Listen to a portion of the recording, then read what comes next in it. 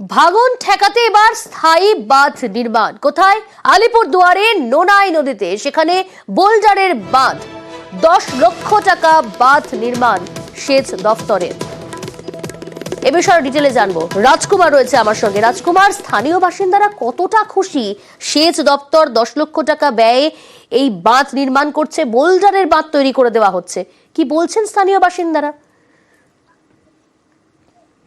একদমই প্রিয়াঙ্কা, দেখো, স্থানীয় বাসিন্দারা যার পর নাই খুশি। তার কারণ হচ্ছে এই সমস্যা কিন্তু নতুন নয়, একেবারে দীর্ঘদিনের সমস্যা। এবং গত বর্ষাতেও কিন্তু নোনাই নদীর এই যে বাঁধ, সেই বাঁধে ভাঙন ধরেছিল। এবং শুধু তাই নয়, প্রতি বছর এই এলাকায় কিন্তু নোনাই নদী প্লাবিত করে। ফলে এই বাঁধ নির্মাণের ফলে একদিকে যেমন প্লাবনের সমস্যা মিটবে, অন্যদিকে এই ভাঙনের সমস্যাও মিটছে।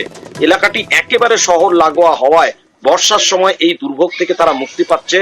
ফলে সেচ দপ্তরের এই যে ভূমিকা, এই ভূমিকায় কিন্তু তারা যার পর নাই খুশি। এবং আলিপুরদুয়ার পুরসভা এই বাঁধ নির্মাণে কিন্তু সেচ দপ্তরের কাছে দরবার করেছিল।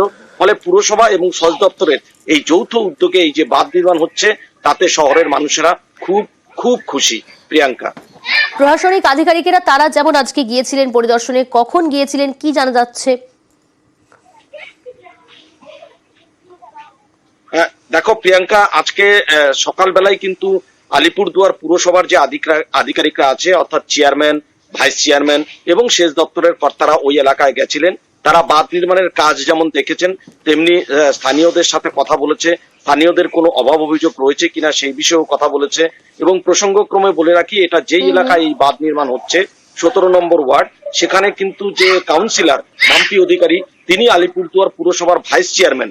ফলে তিনিও এই বাঁধ নির্মাণের বিশেষ উদ্যোগ নিয়েছিলেন। ফলে স্থানীয়রা কি ভাবছেন এই বাঁধ নির্মাণের ফলে, সেটা জানতে কিন্তু আজকে প্রশাসনিক কর্তারা ওখানে পরিদর্শন।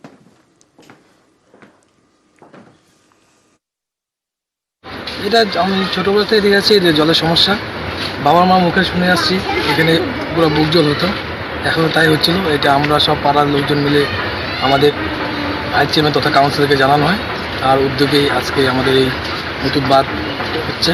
আমাদের অনেকই উপকার হচ্ছে, কিন্তু এখানে প্রচণ্ড জল হতো। জলের জন্য আমরা এই যে সামনেই ক্লাস সেন্টার ছিল, এখানে আমরা সবাই যা আশ্রয় নিতাম। এর জন্যই মহানদী যা করছে ভালোই করছে।